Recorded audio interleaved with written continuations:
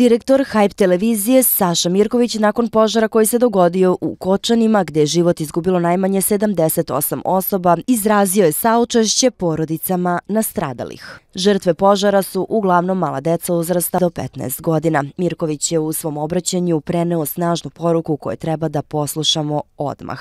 Njegovu izjavu prenosimo u celosti. Strašna tragedija, ali mnogo je takvih klubova u kojima nema uslova za rad, a mnogo je takvih bahatih gazda koje hoće da puste veći broj ljudi nego što može objekat da primi. Roditelji kao i država moraju da obrate pažnju gde im deca druže diskotekama. Svi moramo da težimo da budemo jedinstveni, ovo je najstrašnije osuditi. Nažalost, ovo neće vratiti živote ove male dece. Ovakva tragedija se ne sme ponoviti. Morate shvatiti da niko ne može da radi takav posao. Zatvorite sve takve prostorije i zabraniti rad svih takvih objekata. Šta deca od 14 godina traže na takvim mestima? Zašto je više od 1000 dece u objektu koji nije spreman za toliki broj ljudi? Zašto muzičari uopšte nastupaju u ovakvim objektima? Ovo je naša prokleta glad za novce. Za kraj želim da izrazim saučešće porodici male dece, rekao je Saša Mirković. Broj žrtava od jučerašnjeg požara u stalnom je porastu, a prema poslednjim nezvaničnim informacijama brojka je oko 79 žrtava. Situacija se veoma brzo menja, a država radi na tome da se počinioci što pre identifikuju.